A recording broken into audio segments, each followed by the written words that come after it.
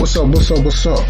Welcome to the Sports Sidebar Podcast. You're tuned in with your boy Rich, and I'm here with my buddies Tom and JD, and we're about to get this thing started.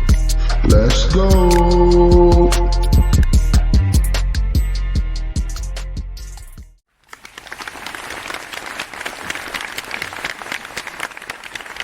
Man, oh man, welcome back, ladies and gentlemen. We got a brand new episode for everybody. 141 right now. How's everybody doing tonight? Doing good, Rich. How you doing? Doing great, man. I ain't gonna lie, man. This heat wave needs to go, man. It says it's been the hottest summer since ever recorded, man. It's like dry heat out here, man. yeah. It's warm. That's for sure. I think you got another month and a half of it though, Rich. So you better get used to it. Yeah, man. Hopefully we get some rainy days, rain to cool us off, man. And then let's get right into it, man. I mean, not too much in the NFL. It's not really anything going on in the NFL. I mean, the only thing that's really going on is that nobody's looking to sign running backs. So I thought that was interesting. That a lot of these running backs that are looking for new contracts, they're kind of stuck. You either have to sign the franchise tag or I don't know what they're going to do, man. Yeah, I think it all kind of boiled over yesterday afternoon. There was an NFL, I don't know if it's an X scout or something that sent out a tweet that was basically like, I've been saying for years, this is the strategy with running backs: draft a running back, play the running back if he's good, franchise tag the running back one time, and then draft a new running back. So it's like basically never pay a running back more than their rookie contract, and then basically pay them 1 year of that franchise deal, and then move on. Yeah, man, it's terrible, man. And then you saw the replies from Henry, Najee, all the guys, right? I mean, it's unfortunately, I do think a lot of this comes from just the way that the NFL wants the game to be played with guys passing the ball at a 70% clip. At that point, running is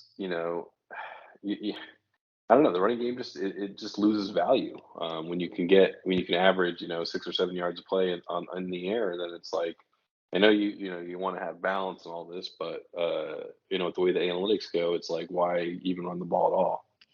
Oh yeah, but that's the thing. I think some teams fail to realize that being able to run the balls helps your passing game even more. I think some people just want to just sling it all day, but you need to have a nice little mix. But I mean, some of these teams that didn't, re-sign their quarterback and just offer them a tag, for instance, the Giants, they didn't even really draft another running back. So it's just interesting to me.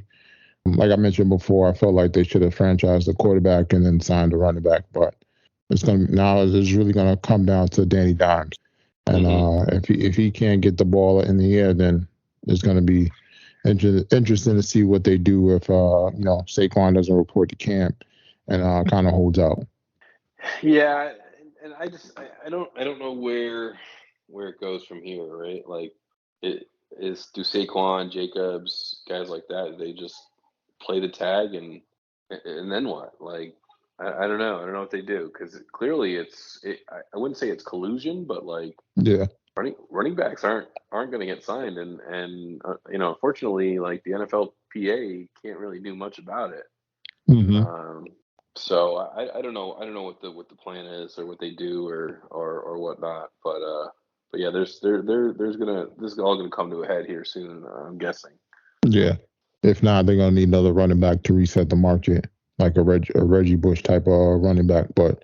Well, yeah, I mean, the problem is you get the Todd Gurley, right? I mean, you sign him to a big money deal, long-term deal, and he played 1 year on it, got traded and cut, and then back to making the 1 year $4 million deal and things like that. So yeah, but that's the thing. He wasn't. Well, I think his situation is more injuries. He blew out his knees. Right. Well, no, I mean, that's the point, is that these guys get injured and they just get beat up, right? And that's why their highest value is when they're their first 3 or 4 years, and then after that it goes down. It's not like wide receivers who come into their own, 3 or 4 years into the league, and quarterbacks, obviously, you can get 15 to 20 years, and it's the interior. The interior guys that are getting beat up all the time, the guards, the interior linebackers, things like that, running backs, Yeah. fullbacks, they just don't get, they're not going to get paid because they just don't have the longevity. So it's hard to pay a guy.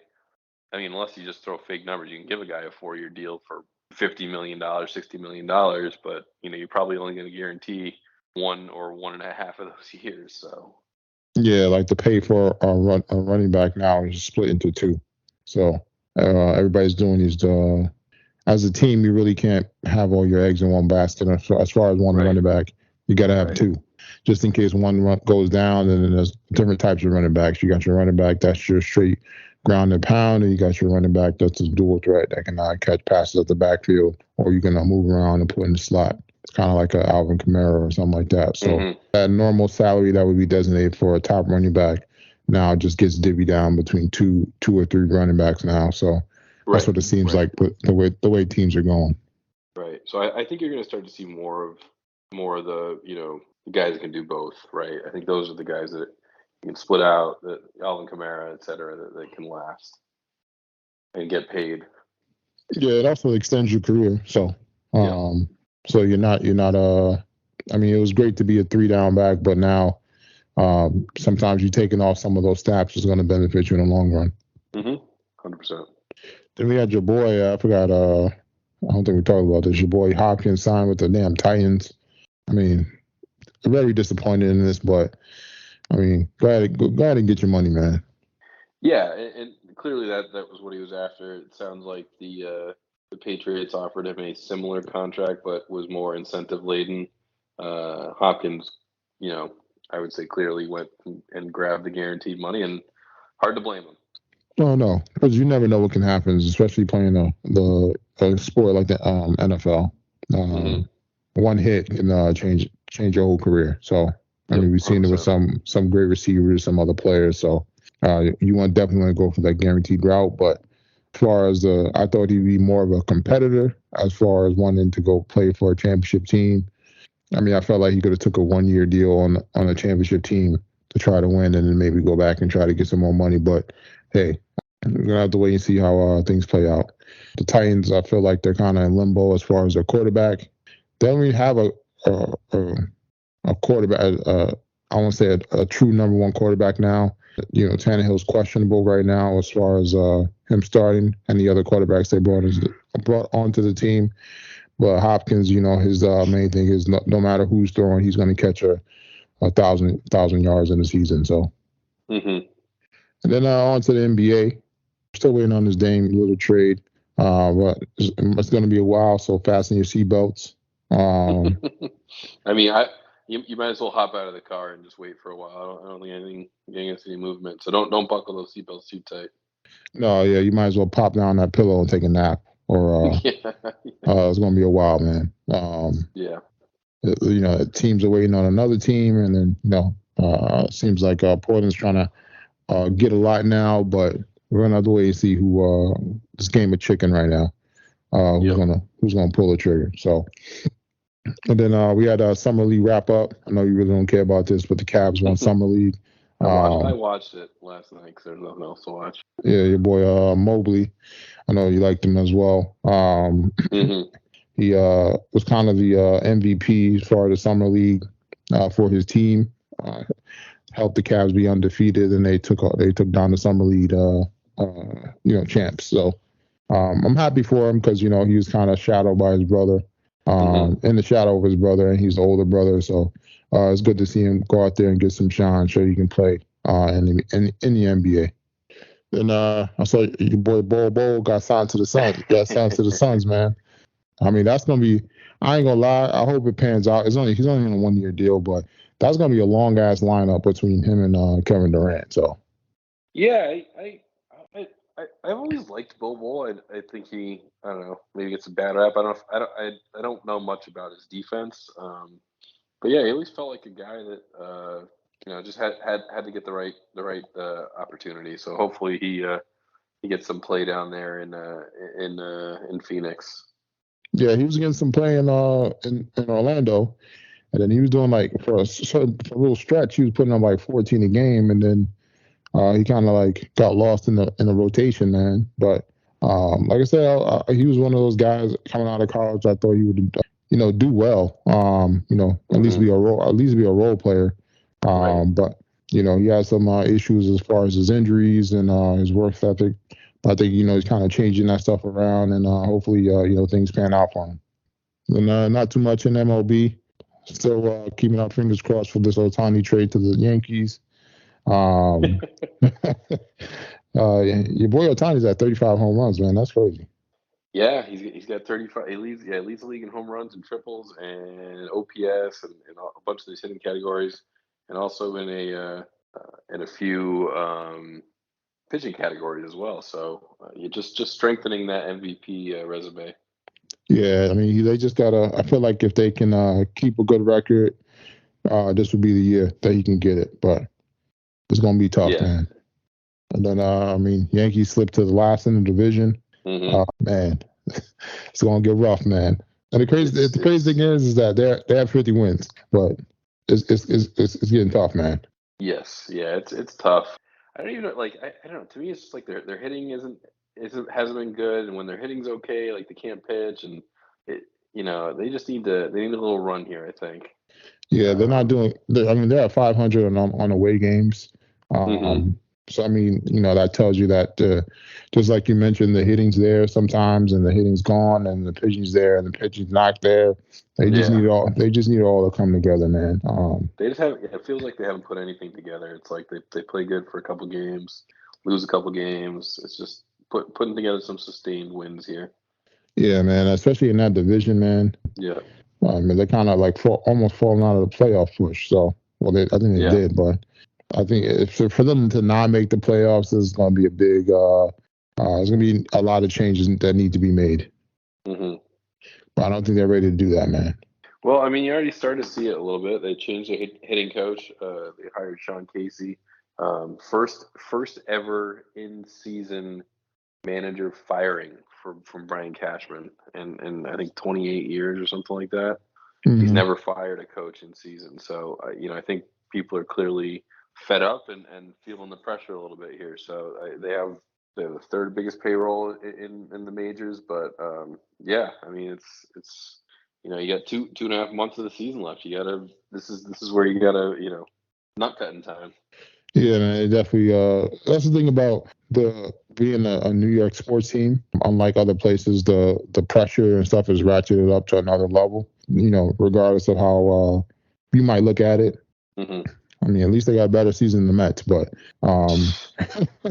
that's another story. But still, man, especially for a lot of New Yorkers, they kind of bleed and die for their sports teams, and for when their sports teams aren't doing good, they really take offense to it. So, yep. On to PGA. I mean, we got the U.S. Open this week, right? Yeah, we got the British Open. It's going to start very early on Thursday morning, U.S. time. They are playing at Royal Liverpool in Holyake. So yeah, it looks early forecasts look like rain and wind, typical for a British Open, or typical for the Open as they like to call it. Always, again, we talked about this a little bit last week, but always a fun event to watch. Really, it almost seems like anyone can win. Key is to hitting fairways and greens, and being able to navigate without getting into some of these bunkers that can cause some problems. And yeah, we're coming off of a pretty exciting Scottish Open. So that Rory McIlroy finally closed the door on. He was leading most of the tournament. Got down a bit on Sunday, and McIntyre took the lead shortly. He's from Scotland, so he threw out a final round 64.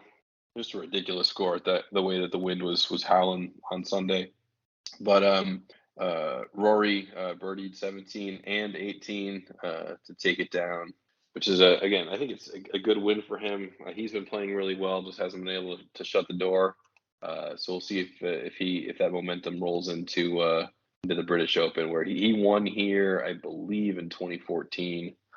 So similar course conditions to when he played. So we'll see. We'll see if that he can win one here and get the 9-year major bump off his back.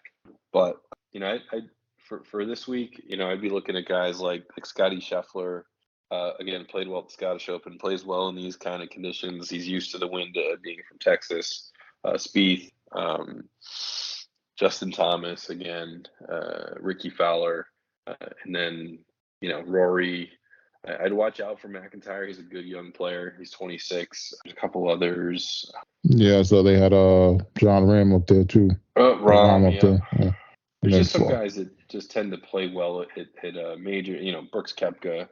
Yeah, so Fleetwood well up there. Majors. Fleetwood plays good at the British Open. You got Matt Fitzpatrick. So I would say this is probably the hardest one to bet on. It's just it's so wide open. It just brings a lot of guys into play that may not factor in other tournaments or other majors at least. Gotcha. Yeah, it's gonna be interesting little pick 'em for this one. So definitely looking forward to seeing how this plays out. Might have to do a day one pick, day two. And then depending on how that goes, just keep it rolling. Yeah. Then kind of not in golf news, your boy Steph Curry out there hitting hole-in-ones. I mean, just looking Steph-less out there, whatever he shoots. Some guys just got it all, right? I mean, it's wild. Yeah, man. I wouldn't say it's ridiculous, but it's just, if it had to happen to somebody, it would be him, man. Yeah, it was funny because I had sent you that the hole-in-one first. So he's, not only is he not a PGA Tour golfer, but he's playing in this celebrity tournament, drains a hole-in-one, and then he has a putt for eagle on 18 to win the tournament and drains it. Yep, it's just wild stuff. Yeah, that was a hell of a day for him, man. Yeah, and and he's also the the best 3-point shooter that's ever lived. So just yeah, throw it on top, right? Yeah. So it was funny though, because people, whenever this happens, right, the debate always comes up, like, could he be a pro golfer? And if you talk to these pro golfers, they're like, there's no way. Like he may be able to, with as good as he is, he may be able to get onto the Korn Ferry Tour, which is basically like the minor league tour, right? But just the PGA Tour players are just so good. It's unbelievable. Yeah, but I think it'll be great if we do see that, where we're seeing these cross-functional, so to say, players where they're playing multiple sports and they're good at it, kind of like your boy Bo or your boy Dion. Sure. Michael wasn't the greatest at baseball, but I don't know if you're going to see it that much anymore. I think that golf is different because I feel like you can play it casually, and it's not a heavy load if you do want to play it a lot. Like Tony Romo played obviously while he was with Dallas and tried to qualify for the U.S. Open. Steph obviously playing it, but I think the days of Bo's and Dion's are just over because kids are just so specialized these days that it's kind of I don't know. I always felt like it was a little bit of it was a little sad or a detriment that if a kid really likes basketball, that's all that they're going to play basketball, spring, summer, winter, fall, just all year round, and maybe a little bit of town league if they want to do something else. But I just don't know. I don't know if we're going to see that two-sport athlete ever again. Yeah, it's going to be interesting to see if we ever do, just especially because of the money. But I think it would be great to see after somebody's career is over for them to, let's say, go into golf or something like that, coming from another sport, and that could actually make it. I think that would be kind of cool. Yeah, that I can see. I can see like Tony Romo or even Steph Curry after basketball trying to qualify for tournaments and things like that. That would be cool. Yeah, definitely would, man. And especially if you're an athlete, man, that would be great because you're getting another income after let's say basketball. I don't think he's gonna need it. Oh no, you definitely don't. You definitely don't, man. But I mean, it doesn't hurt, man. I'm sure you could do something with the money, but maybe donate to charity or who knows, man. But I think it's great, man. I think it's gonna be great to watch. It's great for TV. I like when they do when they switch up the announcers as well. When they get Charles on there sometimes. So I think that makes the sport more interesting as well to watch.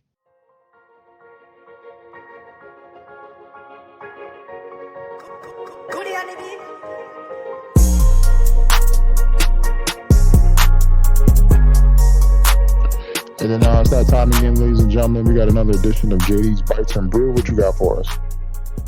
All right, so sticking with the Greek theme, been on this a lot lately. I think I talked about the flat pitas that I got. The ones that the traditional style that they use for gyros and things like that. So this is just a basic chicken Greek chicken salad in a pita. So Okay. yeah, just I marinated the chicken, salt, pepper, some oregano, a little basil, a little bit of dill, and garlic powder, and some olive oil. Fried them up on the Blackstone, got them all nice chopped up. Then took that with some tzatziki sauce. Actually bought the tzatziki sauce this time instead of making it from Trader Joe's. They have a pretty good one over there. So got tzatziki sauce, some feta, some tomatoes, red onion, lettuce. Chopped up that into a bowl. Just the lettuce, tomato, onion, cucumber. Yeah, mix that in with a little bit of olive oil. Toss that on the pita. Through the chicken on top, and then a little bit of tzatziki and feta on top of that, and wrap that up nicely. And yeah, you're good to go. Oh, that sounds great, man. Anytime somebody says a pita, I think pita pit, man. That's such a great place, man. I know you do. You love the pita pit. Man, that was such a great place, man. This is a quick, simple meal that was filling. Kind of, I want to say, I don't know, I want to say the healthiest. I mean, it wasn't like bad, but it was definitely on the healthier side. But it was great, man. Yeah, it was always like I felt like it always came at the perfect time too. Like get that steak, pepper and onion one, or the steak and cheese, or the buffalo chicken was always good there. They loaded it with buffalo sauce, which was good. Yeah, I felt like anyone they had on that menu was banging, man. It was just whatever mood you was in right there. You were just like, give it to me. Yeah. And then what would you guys drink that down with? All right. So I was while I was up in Massachusetts, visited the old Mecca, Treehouse Brewing. Tried one of their new, pale ales. They have about 8 million beers on tap and in cans. So you had your pick of what you wanted, but I tried the soft. So it's a pale ale brewed with peacherine. I think that's a peach tangerine mix. I was looking for something, again, with it being hot and rainy in the Northeast, wanted to try something just, low key, refreshing. And I thought this one came across pretty good. It almost tasted like a little West Coast style to me. So a little more piney than fruitful. Even though they do brew it with a peacherine, but I thought it was easy to drink. It was definitely flavorful, and yeah, it pops in at 5%. So it's definitely something you can have a couple of. Probably throw this at. I'm not gonna hit the 8 number for you, Rich, but I'd probably give it a 7.4. It's good. Again, good. And I don't know, maybe it's just Treehouse. It's just everything is probably a step above. But for me, that kind of it was I would say in towards the middle of the pack of what they brew. Okay. I mean, that's almost a solid beer. Felt like it was a little off, but definitely gonna have to check that out when I get a chance. There you go. And then that's JD's Bites and Brew, everybody. And then for this week for the BRRs, I mean, we kind of still got our same shows, looking for some new ones. So as far as the shows right now, we got Cruel Summer 2. I'm trying to stick to it, man. It's just not hitting like the first season, man. Which one? Cruel Summer. Oh, I kind of like it. I didn't at first. I think there's a lot of stupidity in this one. Yeah. But now I'm like, are you all caught up? Yeah, I'm caught up, man. It's just last night's. Last night. What happened last night? They had him tied up to the bed, and they were. Oh no, I didn't finish it. I didn't finish it Oh, yet. okay. Something happens at the end where now I'm like, all right, you got 2 episodes left. What are we doing here? Okay, so maybe this is going to be the turning point. I feel like they were kind of giving us a bunch of mid. Like Yeah. the way it started off, it was good, and then it's just like kind of like died down. I'm just waiting for it to pick back up. So if what you're saying is happening, then sounds like it's about to pick up then. Yeah, I think you'll. I didn't pick up a ton, but it's starting to, I think, give some more of the story on why things are Like the you, way they are. Yeah. yeah. Okay. So yeah, I'll definitely check that out. Then we got Secret Invasion. Trying to push through this as well. Like I said, not a lot of action. Well, the last episode was more action, a little bit more action packed. Kept you more entertained. I think they only got. I think it's only a 6 episode series, and they're on episode 4 or 5 now. So, they're definitely gonna have to put the pedal to the metal on these last 2 episodes to have to go out with a bang. Otherwise, it's going to be a bad Marvel series. So, I mean, check it out. I mean, I would say there's no rush to check it out. Like I said, depending on how it ends, that would be the determining factor whether I say check it out or not to see how it relates to the Marvel movies. Okay. But overall, just there's no rush to watch, man. You just take your time, whatever you're watching. And then we got, I got our Hijack episode. Trying to think what happened. The last one was they got pressed by the fighters, right? For which one? Sorry. Hijack. There's one on tonight. I haven't watched it yet. The last one. Yeah, when they got pressed by the fighter jets over Romania or whatever. Yeah, right? they did. Then they backed off. Yeah. Okay, yeah. So I didn't watch tonight's episode yet, so check that out when I get a chance. And They then, had him he called the guy's mom, right? Because the guy got shot. The one of the hijackers got shot. Oh yeah, Watch that yeah. one. Oh, yeah, that was in that same episode. Yep, He was in the back. Yep. He was in the back. So they have a number for his mom, and they now can confirm that shit's going down up there. Yeah, and then homeboy who was a doctor, they was like, "Oh, is there a doctor in the house?" And the wife was like, "Don't you go back there? Don't you go back there?" I knew it was only a matter of time until he went back there. Yeah. So, like I said, it's a great show, man. I don't know if they're doing 8 episodes. What did it say? Hold on. Or 7. They're only doing 7 episodes, so it's definitely going to be it was a good watch, man. Hopefully it doesn't end like crappy where something happens. So it says a mini series, so I think it's only one. It should be only one season of this, unless they do another season with just a whole different scenario. Someone we're playing in Hijack or something else getting hijacked. So, and then we got the crowded room. Your boy is trying to take control of all the personalities. He's trying to gain all the power. I think that's kind of, I won't say kind of cool, but he's trying to get his life back. But I still don't understand how.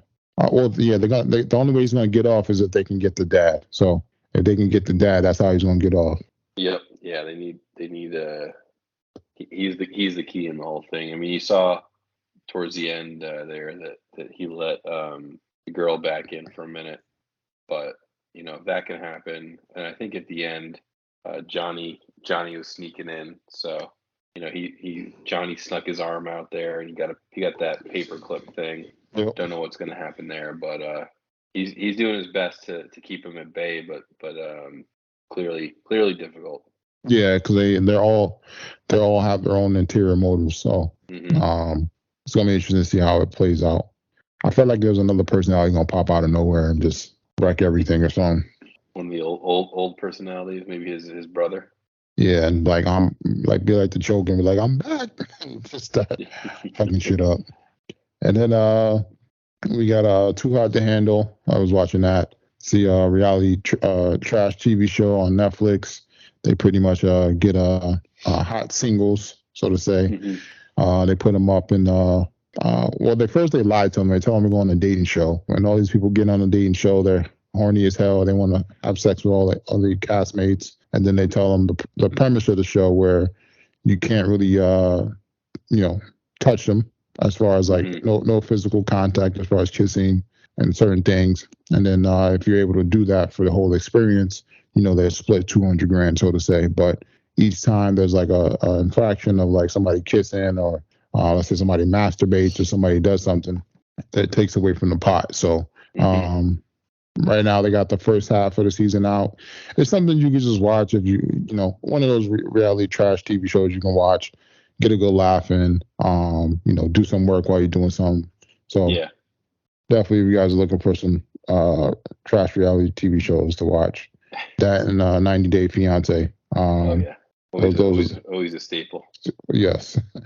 And then we had Lincoln Lawyer. They have the first season out. I don't know. Did you get a chance to get through that? I didn't get a chance yet. No, I didn't watch it yet. Okay. Yeah. So still waiting. We're gonna have to wait a few weeks for the second half. Like I said before, seems like they're kind of getting into a bigger case, similar to the first season. So yeah, I would just wait till the second half comes out and you just watch it all through in one straight shot. I hate one. I watched the first episode. Pretty sneaky of that bro. Oh yeah. I hate how Netflix does this. They try to get us to come back to their platform a few weeks later. Yep. And then I know you're going through Silo. How you liking that? Yeah. I good. I still think it's a little bit. I know you said it picks up, but it's just still a little bit slow. Like there's like certain things I don't care about. Like she's trying to gain the new chef. Deputy sheriff there is trying to like backdoor her and trying to gain her trust. I don't know what he's got planned, but like there's just certain things where I'm like, can we just like get to it? I wouldn't go outside. Yeah, pretty much. I mean, tough to start the first 2 episodes with that, and then yeah, and then you don't hear from it at all. So.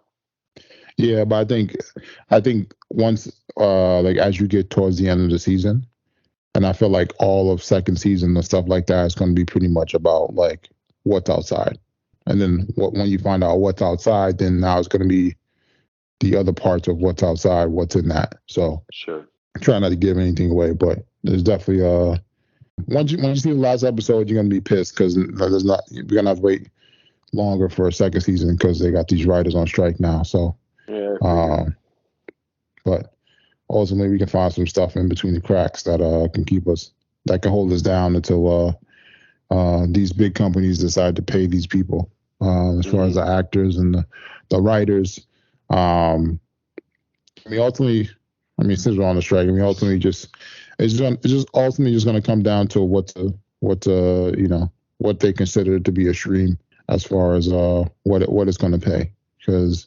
For people to write on the show like Stranger Things that does over 1 billion streams, for them to not get paid minimal cents on the dollar, so to say, it's kind of odd. So, somebody's going to have to start giving out the records as far as what generates from a TV show, as far as subscriptions and advertising dollars and so forth. So, and these companies are probably not going to do that. So, yeah.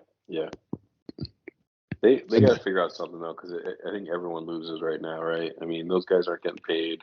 Probably doesn't affect the bigger actors or bigger writers, but those are trying to cut their teeth.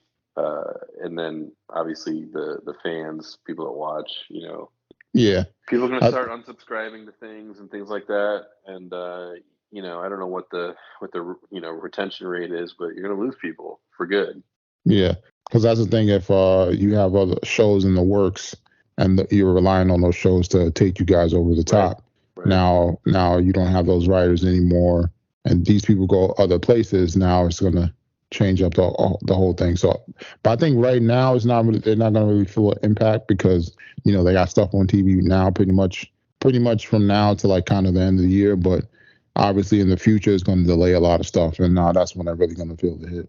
Mm-hmm. And then I checked out 2 movies. The Bird Box Barcelona. I'm gonna have to rate this one like a 5.5 out of 10. They kind of follow the story of like one of the people that the people that like see the thing and like they try to get other people to see the monster or whatever. Mm-hmm. So it kind of follows him as he's like going around tricking people and getting them to see the light. And then, but it's not really explaining what the hell this thing is.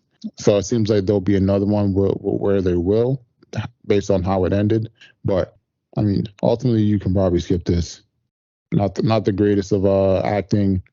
Like I said, it wasn't really much. I was like, wow, that was good. Then I watched the No Hard Feelings movie. That's with Jennifer Lawrence, where she takes on a job to kind of help this young man, this 19-year-old boy, kind of get out of his shell. It's not really much I can compare it to. I mean, overall, I'll probably give it a 6 out of 10.